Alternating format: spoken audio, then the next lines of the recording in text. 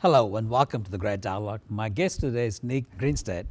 Nick has been working with GRADD for many years and working in the hazard mitigation planning for over 7 counties and 27 cities.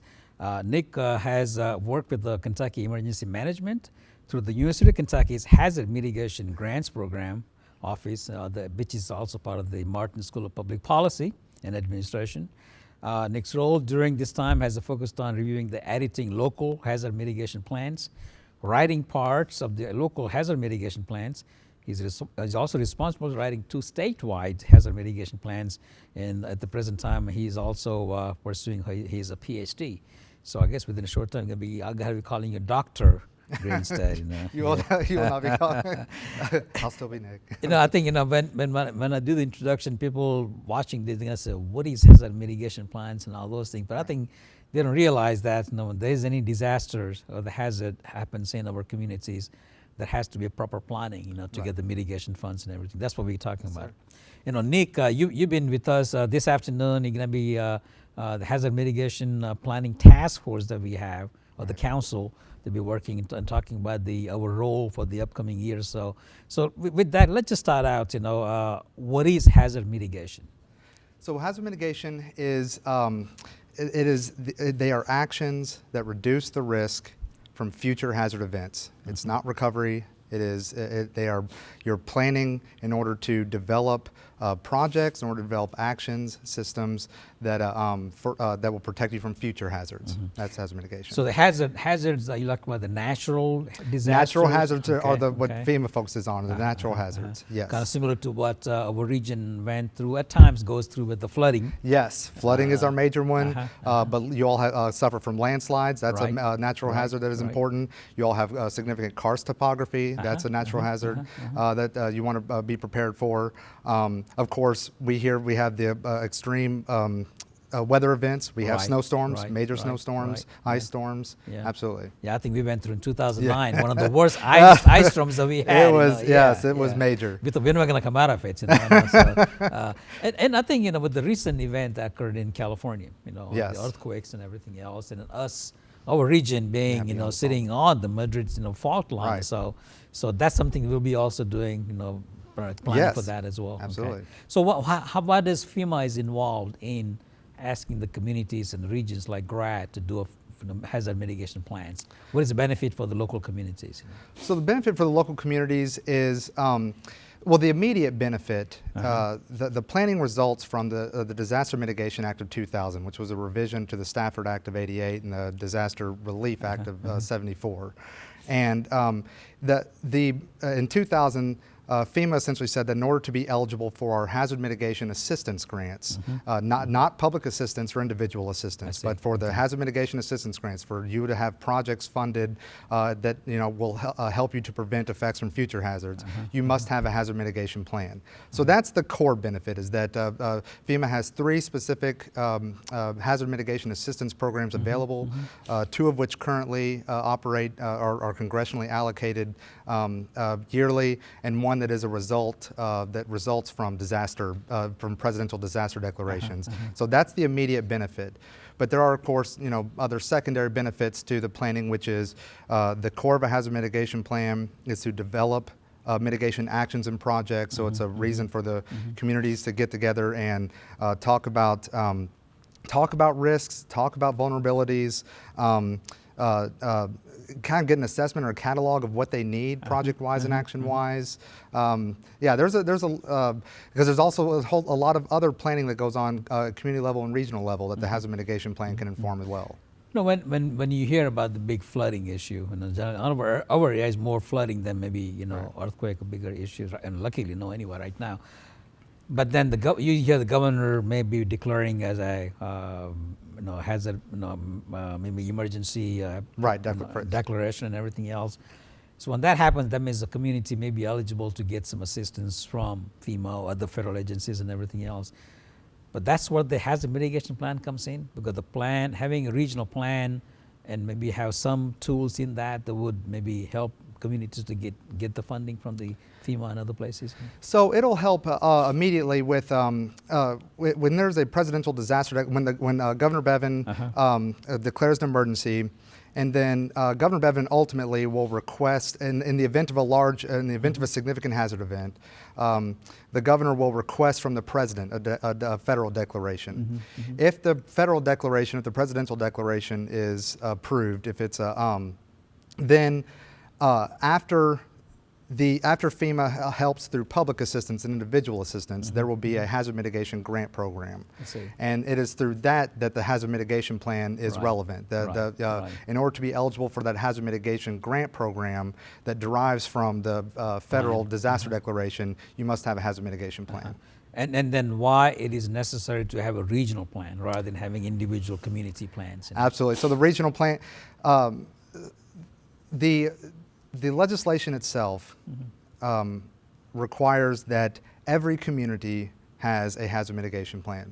Every city, no matter how big, how small, every county, no matter how big, how small, has a hazard mitigation plan in order for that community to be eligible for the hazard mitigation grant program or the two other hazard mitigation assistance programs, pre-disaster mitigation and flood mitigation assistance.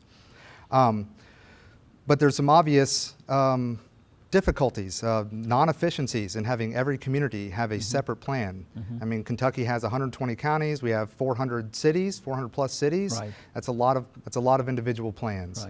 And so a regional plan, a multi-jurisdictional plan, it facilitates the ability for every community to meet that individual plan requirement while being efficient. And what is very fortunate about Kentucky and the area development districts is that the one big drawback to a regional plan is you do need a central planning kind of committee. You needed someone to drive it. And the area development districts, Green River Area Development District has been, very important in driving and being able to facilitate that regional plan so that not every community is required to have a separate planning document. So that means, with that would require that, the FEMA, but your office would provide funding to GRADD to do a regional plan. Right. Okay. Yes, sir. Okay. So I think you announced today that our funding has been approved for in the 2021. You all applied for a hazard mitigation assistance grant for planning through the pre-disaster mitigation program, and you all received that recently. So when we do the planning, what types of individuals or the agencies should be involved together to put together a plan? So the whole community is what is emphasized. And the idea with hazard mitigation is that because you're talking about assets and you're talking about vulnerabilities and you're talking about the probabilities of occurrence and effects to populations and those assets, pretty much everybody has a stake in some way with hazard mitigation. So there isn't really like a catalog of who and who should not attend. It's really the message is that please everybody attend. I mean, the public is emphasized, the state agencies are emphasized, federal agencies, the regional bodies of federal agencies, the regional branches of federal agencies, utilities, schools, hospitals, anybody with like I said, with assets within a community that can be affected by hazards. Water source systems. Water source, yes, sir, absolutely.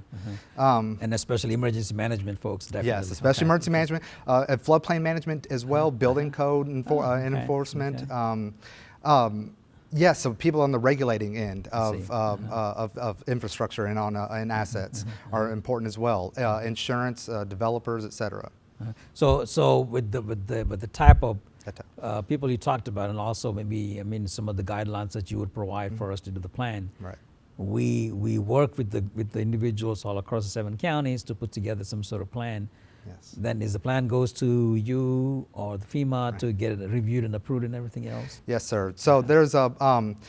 FEMA provides a local plan review guide and provides a local plan review handbook. The handbook is very lengthy and detailed, very pretty, and it has. But the details that all the things that FEMA will be looking for to meet the requirement that, like I said, the hazard mitigation plan comes out of the disaster mitigation assistance. That means there's a code of federal regulations that must be met. It's 201.6 and parts and subparts that must be met.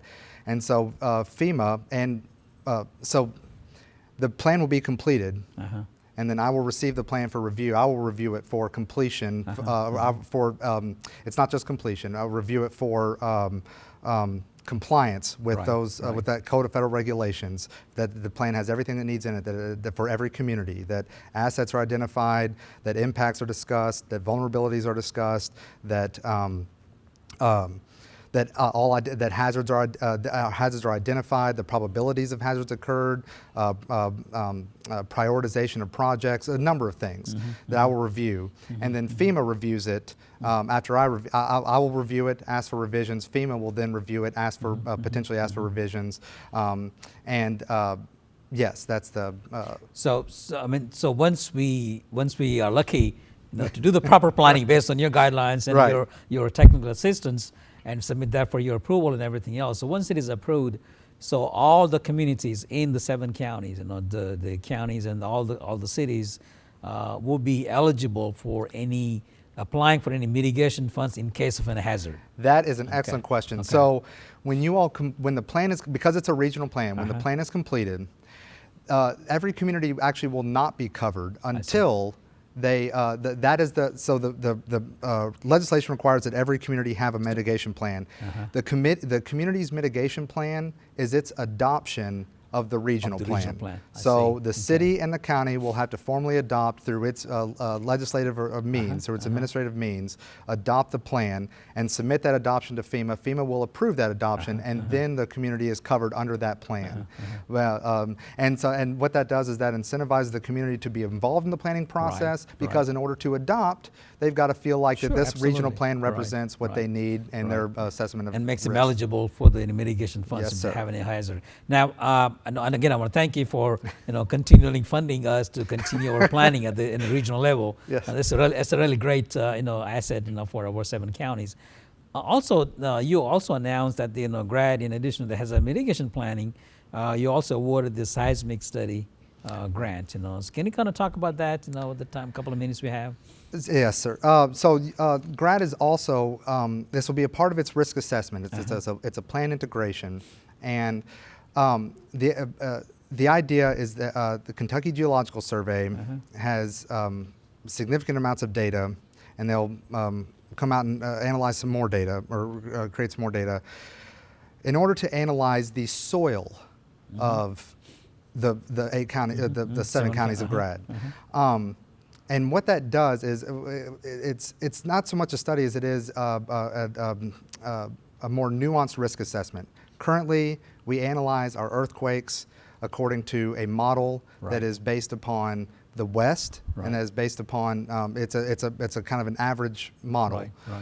The soil types, and the fact that we're landlocked, and this is more of a Kentucky Geological Survey, so excuse me, I will probably get some of this information, but the idea is that when we analyze the soils, and map, that's what you all are getting a grant for, is to map the soils for the 7 counties. That creates a more nuanced earthquake assessment. We're not just assuming the earth will do this. If soil A and soil B has different effects from earthquakes, then having soil A means that there might be more or less risk vis-a-vis soil B. Yeah, it kind of sounds like, and even though the people watching the show is like, what are you talking about? All this bureaucracy and everything else. But the point is that we're going to be doing the planning for the hazard mitigation. So any communities, once they adopt the plan, get certified or eligible to get the funding for the relief if they have any hazard.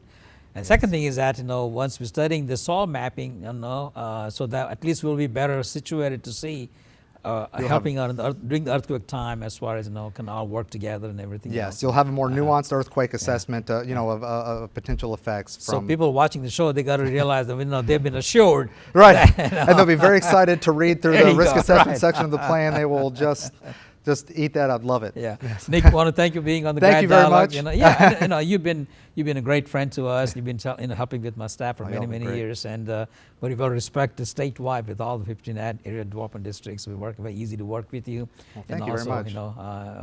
It's a great tool. People don't realize until that happens, and then figure out how can I get the assistance. So again, thank you for us. Thank you very much. It's great working with you all as well. Thank you. You're welcome. We've been talking to Nick Grinstead, who's going to be Dr. Grinstead as far as the hazard mitigation plan for the GRADD, and also how GRADD communities could be prepared for any kind of mitigation funds, in case of a hazard, could be a natural or man-made and everything else. So again, If you have any questions, you can call me at the GRADD office, 270-926-4433, and have a great day.